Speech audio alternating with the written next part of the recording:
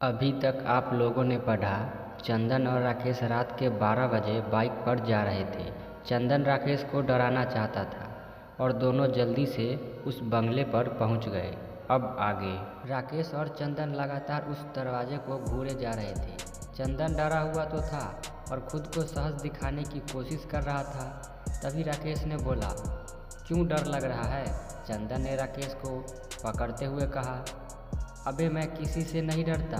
आज रात तुझे भी पता चल जाएगा कि चंदन क्या चीज़ है। राकेश बोला, अरे भाई दरवाजे को खोल के अंदर तो जा, फिर पता चलेगा कि कितना दम है। चंदन बोलता है, ठीक है चल, शर्त के मुताबिक मुझे इस बंगले में आज की रात बितानी है और सुबह तक अगर मैं बिना डरे बाहर आ गया तो मैं जीत गया। राकेश बात को बीच में काटते हुए बोला, जो तू आने वाला नहीं है। चंदन बोला, ये तो वक्त ही बताएगा। राकेश ने आगे कहा, तो फिर चलो जाओ अंदर, देखते हैं किसमें कितना दम है। चंदन चलता हुआ फिल्मी स्टाइल में बोला, जो डर गया समझो मर गया। और चंदन बढ़ चला दरवाजे की ओर। उसे कुछ पता नहीं था कि किस्मत उसे उसके अतीत की परछाई में ले जाएगी। चंदन दरवाजे के पास पहुंचा तो एक सर्द हवा ने उसके बदन में सनसनी फैला दी। उसका बदन एक बार तो कांपने सा लगा। चंदन ने हिम्मत करके दरवाजे को खोला। की दरवाज़ा इसी भयानक आवाज़ के साथ खुला। अंदर चारों ओर अंधेरा ही अंधेरा था। चंदन ने अपना पहला कदम उस बंगले में रखा। उसके कदम जहां पड़े वहां खून के निशान बन गए, पर वो देख नहीं पाया। उसके अंदर कदम रखते ही राकेश बाइक की ओर मुड़ा और चलने लगा। चंदन भी आगे बढ़ने लगा और पीछे से दरवाज़ा खुद ब खुद बंद हो गया। चंदन पीछे मुड़ के बोला, साला मुझे डराने के लिए दरवाज़ा बंद किया है। राकेश पीछे मुड़ा और सोचा, लगता है कोई और ना आ जाए इसलिए दरवाज़ा बंद किया है। दो आंखें ऊपरी मंजिल की खिड़की में से अभी भी राकेश को घूर रही थी। राकेश सीधा बाइक के पास गया और बाइक के थैले में से अपना सामान निकाला जिससे वो चंदन को डराने वाला था। उसने एक थैले में सामान डाला और बंगले की दीवार की तरफ जाने लगा। दूसरी ओर से अंदर जाने के लिए चंदन ने अंदर कदम रख दिया था।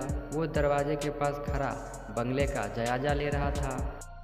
उसने अपने मोबाइल की टॉर्च निकाली और देखने लगा। बंगले में चारों ओर सोफे और सजाने के सामान बरामदे में रखे हुए थे। उन सब पर सफ़ेद कपड़े डले हुए थे। बरामदे के एक और सीढ़ियाँ ऊपर की ओर जाती थी, पर ऊपर क्या है ये अंधेरे में विलीन था। उसने टॉर्च को फिर अपने दाएं और बाएं घुमाया। दरवाजे के दोनों ओर एक छोटा सा गलियारा था। चंदन गलियारे की तरफ मुड़ा और टॉर्च की रोशनी में आगे आने वाली जगहों को देखता जा रहा था।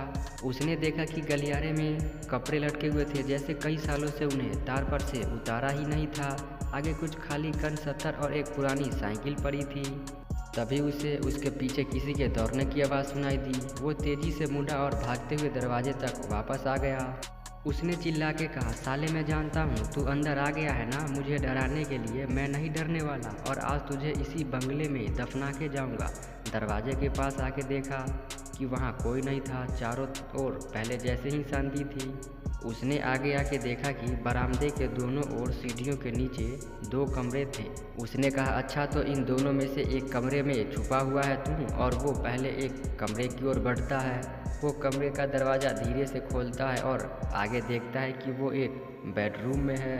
पलंग और बिस्तर अभी भी लगे हुए हैं। दीवारों पर किसी बूढ़े व्यक्ति की फ़ोटो लगी हुई थी। उसने देखा कि कमरे में अलमारी थी। उसने अलमारी को खोला और वहाँ बस कुछ किताबें और बिखरे सामान के अलावा कुछ नहीं था। तभी उसे बाहर की तरफ कोई आवाज़ सुनाई दी, ची ची ची। वो बाहर की तरफ भागा और उसने तेज़ी से मोबाइल की टॉर्च आवाज़ की और उसने देखा कि वहाँ एक बड़ा सा चूहा था। उसने अपना पसीना पोंछते हुए कहा, अरे साले खाली घर में भी चूहे होते हैं क्या? वो फिर मुड़ा और दूसरे कमरे की तरफ जाने लगा। उसे लगा कि कहीं राकेश इसी कमरे में होगा। उसने दूसरे कमरे का दरवाज़ा खोला और देखा कि वहाँ बस कबाड़ की चीज़ें पड़ी हुई थी। चारों तरफ सामान ऐसे बिखरा था मानो चोरों ने बिखेरा हो। चंदन ने सोचा कि यहाँ पे समय बिताना काफ़ी मुश्किल है। उसने देखा कि राकेश दोनों कमरे में नहीं था। इसका मतलब वो सीढ़ियों से ऊपर गया है। चंदन ने सोचा कि मैं भी ऊपर जाकर उसे मज़ा चखाऊंगा। वो दरवाजे को बंद करके बाहर निकल जाता है, पर उसे नहीं पता था कि उस दरवाजे के पीछे एक खूनी साया उसको ही घूरे जा रहा था। दरवाज़ा बंद होते ही वो साया दरवाजे से हटके कमरे के बीच में आ गया। उसके हाथ के नाखून बढ़े हुए थे, आंखें अंगार जैसी लाल थी और उसके बाल बढ़े हुए थे। और फिर अचानक वो हवा में कहीं गायब हो गया। बाहर बरसात ने अपना तांडव शुरू कर दिया था और अंदर अब होने वाला था मौत का तांडव।